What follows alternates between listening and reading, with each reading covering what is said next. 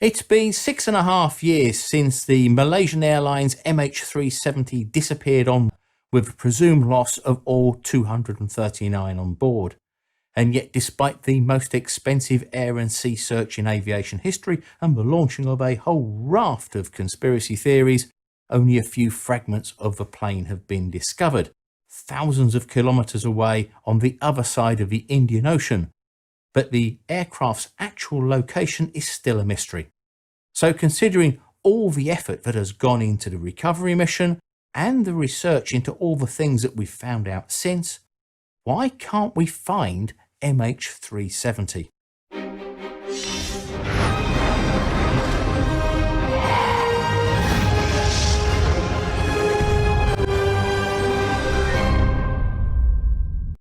The loss of MH370 has become one of the biggest mysteries in aviation history since the disappearance of Amelia Earhart and her navigator Fred Noonan in the Central Pacific whilst trying to circumnavigate the globe in 1937.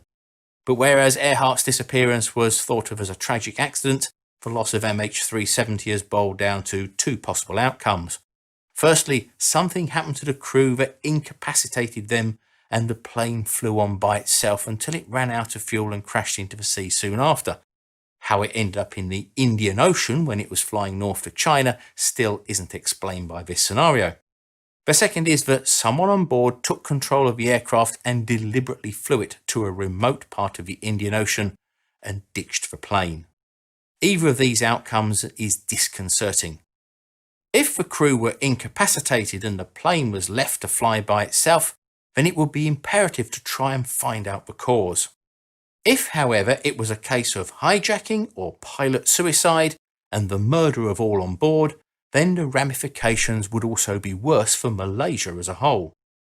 To many Malaysians, it's almost unthinkable that a well-respected pilot of the national flag carrier could do such a thing.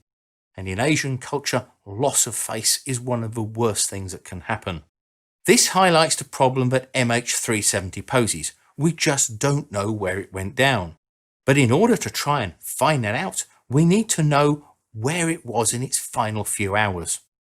Based on the evidence so far, it's believed to be somewhere in the southern Indian Ocean, around an area defined by a set of radio messages sent from a maintenance system that was never in any way designed to be a location device, and assuming that it flew at altitude until it ran out of fuel.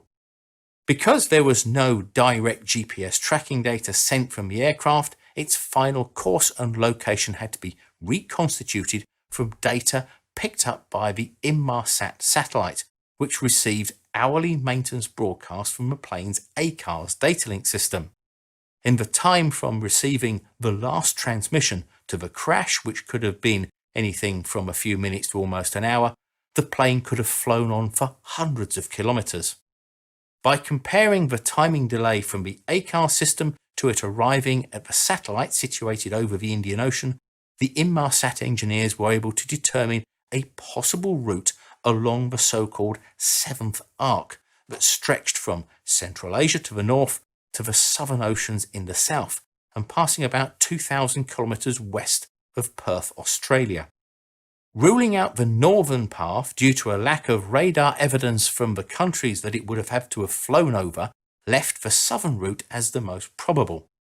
The data pings also continued for a further 6 hours after the military radar lost contact with it over Indonesian airspace, meaning that it must have been in the air and operational during this time. The issue of how MH370 ended up in the sea also has an impact on where the wreckage is likely to be. If the aircraft was flying at a high altitude and on autopilot without a crew and ran out of fuel, then it's likely to have ended up in a high-speed dive. In similar accidents like the 1998 crash of Swissair 111 into the Atlantic, the effect of the high-speed impact with the sea resulted in the plane breaking up into over 2 million pieces. If MH370 did the same, then there will be very few large pieces left to float away, and the distance travelled from the time the engines flamed out to hitting the sea would have been quite short. In simulator tests, it's thought to have been up to about 37 kilometres. If, however, the plane was in a pilot-controlled glide from a point of running out of fuel to making a controlled landing in the sea relatively intact, simulator tests showed that distance could be up to 130 kilometres. But this is assuming that the pilot waited until it ran out of fuel. He could have just ditched the plane whilst it was still under power and before the fuel ran out to give the greatest chance of keeping the aircraft intact. But either of these scenarios could place it at a considerable distance from the initial search area. By analysing the Inmarsat data and knowing the amount of fuel the aircraft was carrying, a search area of approximately 1.12 million square kilometres was defined. This was later prioritised down to 120,000 square kilometres. From the 18th of March to the 29th of April 2014, 21 aircraft flew 345 flights with a combined flight time of over 3,177 hours, together with 19 ships from 8 countries. The initial belief by the ATSB, the Australian Transport Safety Board, which led the search, was that the crew were incapacitated by a hypoxia event, like a sudden decompression, and that the plane had flown on autopilot until the engines had flamed out due to lack of fuel. But this still had to take on major assumptions such as it was flying in a straight line and at altitude, either of which could have been wrong and could make a huge difference to where it really is. But this scenario defined the initial search area, which has been subject to underwater sonar scans in 2014 and has been the basis for all subsequent searches. However, investigators in the US and Europe believe the evidence points towards a manual controlled takeover of the aircraft to fly it into the southern Indian Ocean, an area renowned for rough seas, high winds and deep ocean floors. And as the Australian Prime Minister Tony Abbott said, it's about as close to nowhere as it's possible to be. Part of this conclusion comes from the course the aircraft took shortly after the last verbal communication with air traffic control and what happened next. All the data transmissions from the aircraft were suddenly lost along with all communications, pointing to someone turning off the main electrical power systems and then relying upon the emergency ram air turbine to provide just enough power to fly the aircraft, whilst keeping to a very careful and well thought out course following the Thai-Malaysian border into the Straits of Malacca before turning towards the southern oceans. This was done very carefully to avoid other aircraft and raising the concerns of the multiple civilian and military air traffic controllers in the area. Once it was in the Indian Ocean and out of Indonesian radar range, power seems to have been partially reinstated as the ACAR system started working again. This scenario was given added significance some 16 months later with the discovery of an almost intact starboard flaperon, something which crash investigators say would have been ripped apart by a high-speed impact with the sea. This was based on previous high-speed impacts like the Swissair 111 and computer modelling of how the flaperon would have reacted in varying crash scenarios. The flaperon was also damaged in such a way as to indicate that it was extended at the time, something which would have only been done during a pilot-controlled landing and if the aircraft had power. Only the trailing edge was eroded, which suggests it was caused by hitting the sea during a ditching of the aircraft. Then there was the discovery of a flight path found on a computer simulator at the home of the pilot, which followed a very similar path ending up in the approximate area of where it's believed to have disappeared. There were about 1,000 other flight paths found on the simulator, but only one where the destination was the Southern Ocean, well away from any possible place to land. 32 pieces of debris have been found that could be linked to MH370, but only 3 have been positively identified. All these were found on coasts thousands of kilometres away on the other side of the Indian Ocean, which is pretty much where they're expected to be, knowing how the currents flow around from the east to west. No pieces have been found on the Australian coast, even though it is much closer to the presumed crash site than where they ended up. Experts say this proves that they had to have come down in an area where the ocean current flows away from Australia and over to the western Indian Ocean. But whether that was much farther north or south of the ATSB's estimate remains unknown. The barnacle growth found on the flaperon would have only occurred if it had been in the warm waters further north for an extended period of time, leading some at the Royal Aeronautical Society to suggest that it could have been trying to land at Christmas Island, but ran out of fuel due to flying at a much lower altitude of 5,000 feet and a slower speed since leaving the Straits of Malacca rather than into the southern Indian Ocean. This is based on their extensive and exclusive investigation of the air traffic control responses from all the countries involved and the unusual course it took during the first part of the flight after the radar contact was lost and it entering the Indian Ocean.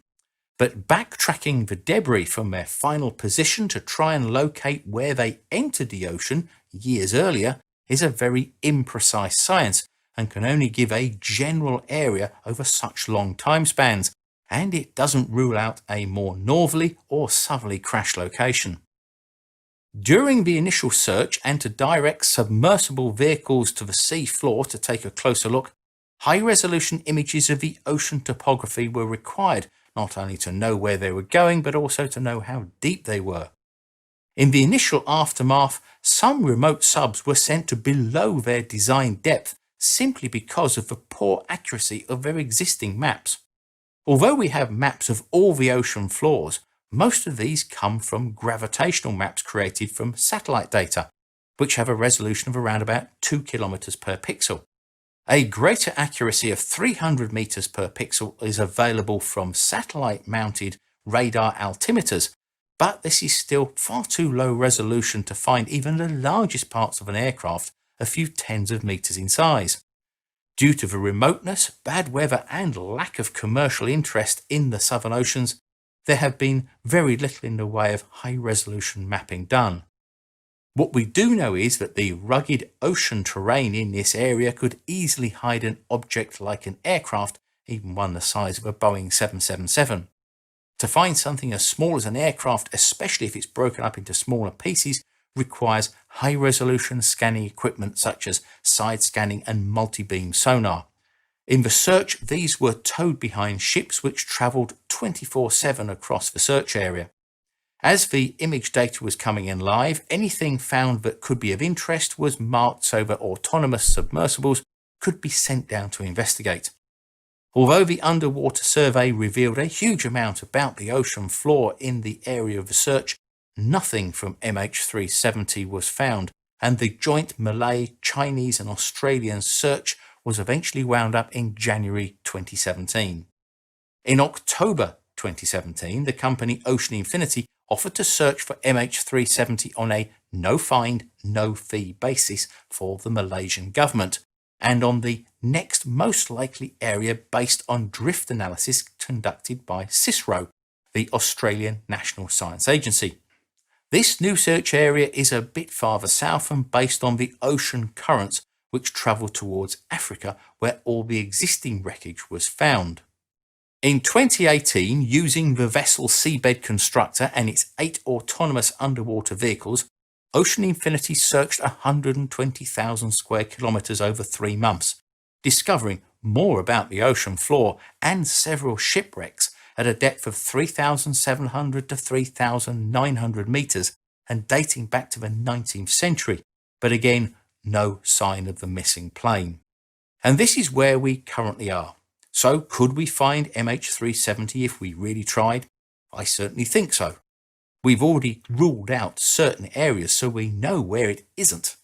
We could start searching to the north where the Royal Aeronautical Society think it is, or to the south where the US investigators think it may be.